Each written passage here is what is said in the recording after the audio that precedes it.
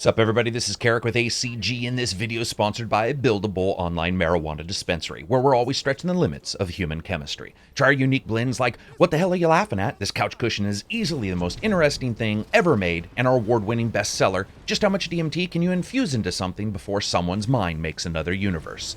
Buildable Marijuana Dispensary, for the discerning risk taker. But fake sponsors aside, I do reviews that aren't 2 minutes long or filled with sponsored bullcrap, and today I'm taking a look at the Robotech Destroid Simulator, known as Archangel. Think a VR game with more in common with, say, Robot Jocks or that movie with the Sons of Anarchy dude before he was Camelotted, as you run around in a massive suit of robotic armor and pretend you're not in it just for the cool explosions. Let's see if Archangel has what it takes. It's out now for $30 from Skydance Interactive. As always, if you like the video, maybe subscribe. So here's my review for Archangel. Flight of the Navigator, the robot reboot, literally raising shields, and what it would be like if you were the Matrix of leadership living inside Optimus Prime's chest.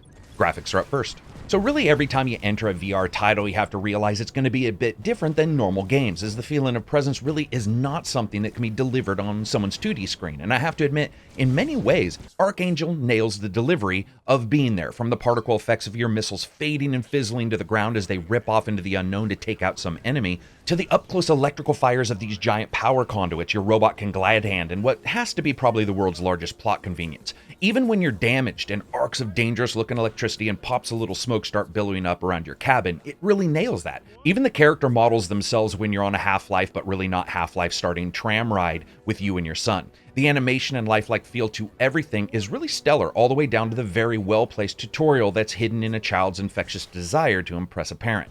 And then basically the robot slams you into the center of its chest and off you go. Now once you jump into the mech and start lumbering through a city's innards that I swear look like they've suffered apocalyptic levels of damage already, you run smack dab into the awesome feeling that VR can provide, and also headlong into the problems that can even trip up a giant robot game. At times, the game feels impressive, with enemy structures, shells, ships all exploding around you and you punching your way through overpasses.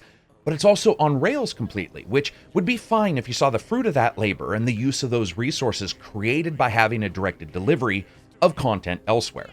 But instead, you're still greeted by a world that at times is stunningly low poly and apparently vacuum clean of any debris, like the giant Statue of Liberty robot and Spaceballs just hoovered everything off the ground that wasn't rivet bolted down. It's just strangely clean and barren and antiseptic for a war-torn section of land that's obviously been fought over more times than the East China Sea. Especially later, it really doesn't hold up to, say, the excellence of some of the later levels in the PS4 version of Farpoint and its title, which did have sections where things looked decidedly more lived in, and for the most part, everywhere you go in Archangel has been artistically lawn mowed by Digital Paxel. Because let's be honest, punching a robotic cat in the face and then shooting in the eye with a laser is awesome, but it would have looked 10 times more so if you felt like you were fighting in a real world and not something made for your kid's science fair diorama project. Now that being said, one place where some of this cleanliness sort of pays off is in the performance. With the i7 at 4.2 and a 1080 even at stock, the game ran spectacularly well with and without some heavy levels of super sampling, and I love shooting off a massive flurry of missiles with my late stage robotic upgrade and watching them twist and twirl like Robotech's "oh shit, I just forgot where I was going" missile swarms, and watched them hit the enemies, throwing off little spots of debris from buildings and the ships themselves. Also, there are places that do look good in this game when it comes to the environments, like the dunes as you exit the city and you have this major battle on the outskirts. Archangel's a game that has a great idea and in many ways delivers on presence for sure, but a great deal of the time it is at the expense of a more realistic looking set of locations, which sadly hits it right where it wants to, and that is presence and the fact that you have no mobility. As a package, there's a ton to like here, but it thunders through some problems and unfortunately stumbles on some others. Sound, music, and voice. Do you know how many people you killed? 12,000 soldiers, and you didn't do it alone. The way forward is the only hope of humanity. Anyone who stands in the way is an enemy of humanics and humanity. You killed Patrick! Look at you. Betrayed by those closest to you. Fighting an enemy you scarcely comprehend. That's humanity. Blind, selfish, and cruel. Left to our own devices, we will annihilate ourselves. Let's do voice first. You know, this is spectacularly well done. Your main pilot, who can be male or female, is excellent. You have the child that's there, that's sort of the crux of the story, and various characters you meet and greet by missile tip throughout the title. It is solidly well done emotional stuff, and rarely do you have the "I'm screaming because it says here I should be screaming, do I sound like I'm screaming" kind of voiceovers. very well done throughout, and I was really impressed. And up next, we'll do sound. This is also well done, and it has to be because when you're in a game like this, which doesn't offer mobility or choice of movement, you have to really nail the other stuff like 3D sound so that it informs the player of what's going on. Like the moment heavy caliber bullets are slamming into your mech and you turn on your digital Captain After America Got Wasted shield, and the sound changes to this light pattering of non-threatening static. And the sounds of your missiles leaving your rocket pods and tearing around and echoing off the body of your robot and then tearing away from the cockpit. With headphones, this thing absolutely nails it. Without them, it does lose a good deal of its luster, but I think most VR folks wouldn't play it that way anyway. And lastly, music. Let's be honest, Archangel isn't a game built on subtlety, as in the first couple minutes you basically take a bipedal death machine with missiles and multiple Gatling guns rivet bolted to it and shoot soldiers in their faces. And the music is pretty much the same. It does have some sedate moments where it's back just layering in some ambient synth or percussion, but this shit is just waiting to alert you to awesome. And before you know it, there's a solid, thick drum stack rampaging around you as you're firing off missiles like a futuristic Conan riding a horse into battle.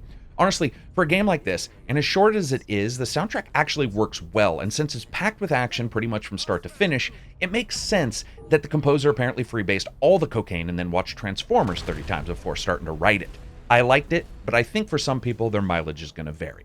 And of course that brings us to gameplay and a little bit about the plot. Now you play as the Guardian, at first mysterious pilot of an Archangel experimental robot, and your job is to attack and defend from a controlling group known as Humanics. As with most games of this type, you aim by pointing your hands and basically pulling triggers and destroying stuff. Many times Archangel comes stunningly close to really nailing the feeling of VR that many of us want in these titles. And while yes, it can't really control movement, muted, thick movement of the beast already, followed closely by your support team and taking out enemies, just works. And I admit I'm a big fan of the smallest enemy getting a face full of the biggest weapon, and taking out a platoon of enemies in a burned out high-rise with a rocket approximately 30 times larger than the job requires is fantastic, throwing debris around and lighting up the night or the day, and some pretty cool effects. Also, the game has a great tit for tat for the weapons, most of them have invulnerabilities, somewhat like the enemies that mix and match in different setups against you, and soon you'll be fighting off altered robotic enemies with different weak points that can, say, take out your shields with a missile, so you have to shoot the thing that's shooting you so that it doesn't shoot you and blow up your shields. And it's fun to be firing missiles to the right and then shielding yourself from one enemy on the left, only to have to fire back to your right again to destroy a missile that, if it hits you, can do some serious levels of damage. The game is separated into levels, and between each, your performance is judged as a kind of level of your interaction with the robot's AI, and that allows you to then spend those experience points on upgrades to the ship. Upgrades like a small amount of regeneration, larger missile pods, to various other elements. It's here, though, where some of the kinks really start to show in the armor of the game. They try to hide it, but because there is such a large number of things you can't control in the mech, the upgrades are a little bit minimal and wrapped basically around gun shields or missiles. Nothing about movement or anything like that is added, and it can feel a little bit barren. The issue here, as many X's will tell you, is length. The game is stunningly short, and for most, you're looking at barely 2 hours for a $30 entry fee. As a package, Archangel shows moments of brilliance, but moments is the key word. And of course, the last thing is fun factor, and I will say this, there are many moments of this title that are really enjoyable to go through, and I love the feeling of being that mech, and I love moving around, and the aiming, everything just sort of worked. Unfortunately, the moment I was really getting into it, the game was over. So as you guys know, I rate games on a buy, wait for sale, rent, or never touch it again rating scale, with rent here being replaced by deep, deep sale because it is a PC title. And this is a wait for a sale, without any real reason to replay it or change up that mobility and the ability to fight from different locations could bring. It's just too expensive for what it offers, and it's a stunningly short ride. So that's it for me. If you like the video, give it a thumbs up. Maybe check out Twitter or Patreon. That's how I continue to give you reviews that aren't 2 minutes long or filled with sponsored bullcrap. If you dislike the video, give it a thumbs down. And upcoming reviews will be Demon Blade, Batman Telltale Series Season 2, Episode 1, and Sudden Strike 4. Peace out and enjoy the rest of your week.